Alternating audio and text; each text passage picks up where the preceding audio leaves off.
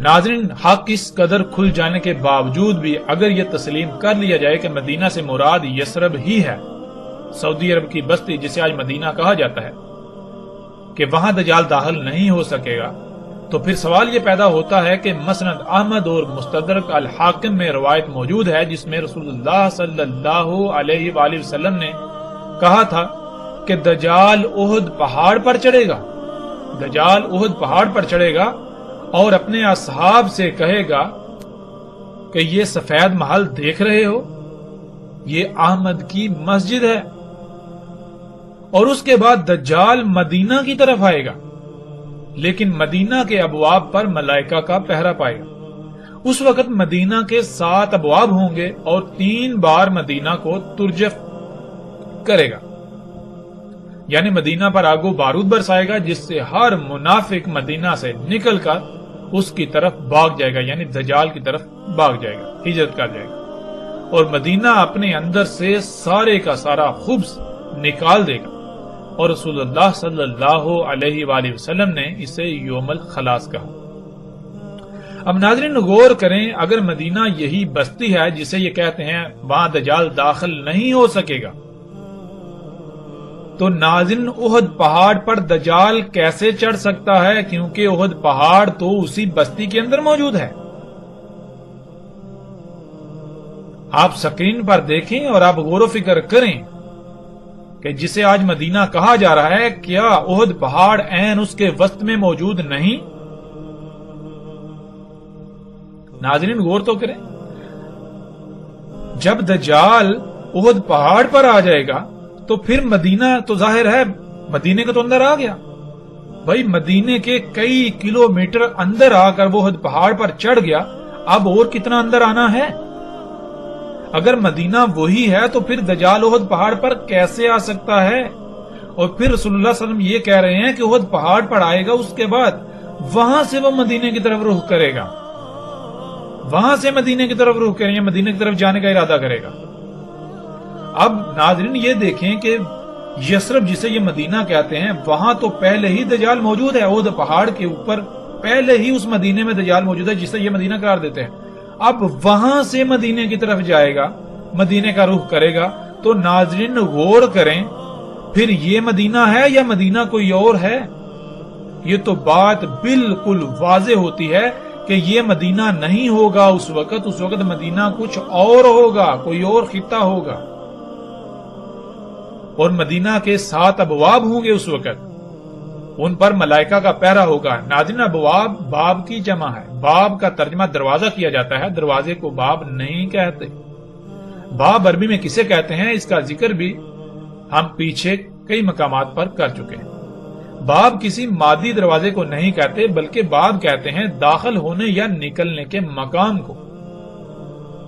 قرآن میں اللہ سبحانہ وتعالی نے کئی مقامات پر لفظ اولی الالباب کہا، جو باب کو اپنا ولی بناتے ہیں، اپنے مشن میں اپنا معاونتکار بناتے ہیں، ان کے لیے ہدایت ہے، وہ حق کو سمجھ سکتے ہیں۔ تو کیا ناظرین لوگوں کے دماغوں میں سر میں دروازے ہوتے ہیں؟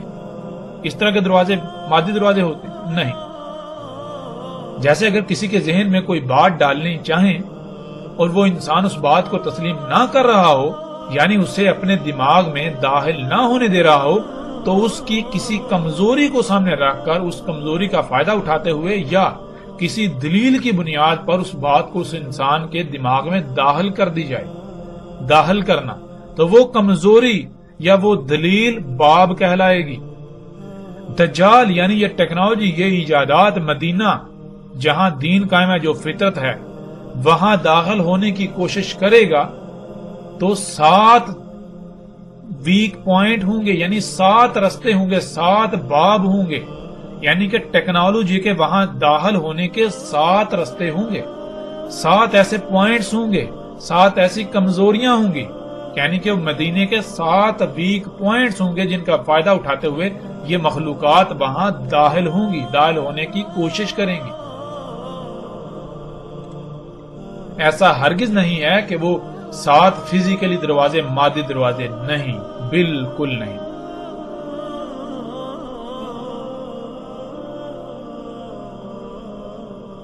جو بھی خطہ، جو بستی ایسی ہوگی جو فطرت پر ہوگی، وہاں یہ ٹیکنالوجی، یہ ایجادات داخل ہونے کے لیے 7 ویک پوائنٹس ہوں گے جن کے ذریعے سے داخل ہونے کی کوشش کریں گی، لیکن اللہ سبحانہ و تعالی مدینہ کی اپنے ملائکہ کے ذریعے حفاظت کریں گے، یعنی کہ اس ٹیکنالوجی کی ایجادات کو وہاں داخل نہیں ہونے دیں گے۔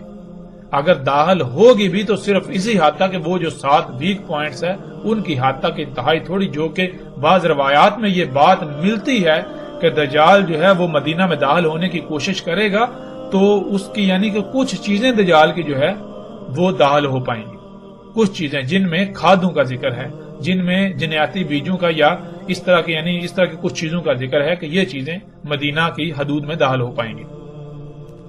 اب ناظرین سوال تو یہ پیدا ہوتا ہے کہ اگر مدینہ یہی ہے جس کا نام یثرب ہے تو پھر دجال احد پہاڑ پر کیسے چڑھ گیا؟ حالانکہ احد پہاڑ تو یثرب کے اندر موجود ہے۔ حجاز کی بستی جس کا نام یثرب ہے اور مدینہ کے نام سے مشہور ہے، اس کا رقبہ 227.4 مربع میل ہے۔ احد پہاڑ یثرب کے عین وسط میں موجود ہے۔ احد پہاڑ مسجد نبوی سے صرف 3.52 کلومیٹر کی دوری پر ہے۔ اس کے برعکس مسجد قباء جو کہ یثرب میں ہی موجود ہے، وہ احد پہاڑ سے بھی آگے مسجد نبوی سے 11.4 کلومیٹر کی دوری پر واقع ہے۔ یعنی احد پہاڑ تو یثرب کے درمیان واقع ہے، یثرب کے وسط میں موجود ہے۔ اگر مدینہ سے مراد یہی مدینہ ہے جو یثرب ہے، جسے آج ہر کوئی مدینہ کہنے پر بضد ہے، تو پھر دجال مدینہ کے کئی کلومیٹر اندر احد پہاڑ پر کیسے چڑھ آئے گا، کیسے چڑھ سکتا ہے؟ جو کہ آج آپ اپنی آنکھوں سے دیکھیں گے کہ دجال احد پہاڑ پر چڑھ چکا۔ یہ انتہائی غیر معمولی سوال ہے جس کا جواب کوئی بھی ایسی شخصیت نہیں دے سکتی، کوئی بھی ایسا شخص نہیں دے سکتا جو یثرب کو مدینہ کہنے پر بضد ہے۔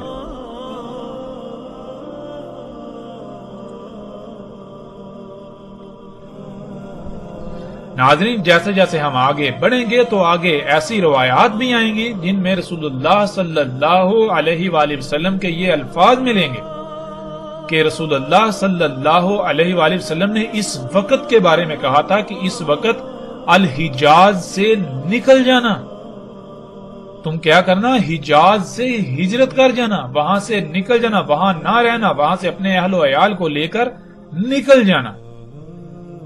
تو جو اللہ کے رسول حجاز سے نکلنے کا حکم دے رہے ہیں وہ کیسے حجاز کے اندر ایک بستی کو مدینہ کہہ سکتے ہیں اس وقت کے لیے؟ ایسا ممکن ہی نہیں۔ رسول اللہ صلی اللہ علیہ وآلہ وسلم کے الفاظ کے عین مطابق آج موجودہ وقت میں کوئی مومن ایسا نہیں ہو سکتا جو الحجاز میں رہے۔ جو رہیں گے وہ سب کے سب دجال کی اتباع کر رہے ہوں گے، دجال کو اپنا رب بنائے ہوئے ہوں گے۔ دجال ٹیکنالوجی ہے، یہی ایجادات ہیں، یہی اشیاء ہیں جو فطرت کی ضد ہیں، فطرت کے مقابلے پر جو ہیں۔ موجودہ دور کی تمام ایجادات دجال آج احد پہاڑ پر موجود ہے، جسے آج آپ اپنی آنکھوں سے دیکھ سکتے ہیں۔ احد پہاڑ پر بڑے بڑے ٹاورز لگے ہوئے آپ دیکھ سکتے ہیں۔ جب یہ ٹاورز یعنی دجال احد پہاڑ پر آیا تو حیران کن طور پر اس وقت محمد رسول اللہ صلی اللہ علیہ وآلہ وسلم کی مسجد کو سفید محل کی شکل میں تعمیر کر دیا گیا، سفید محل کی شکل میں ڈال دیا گیا۔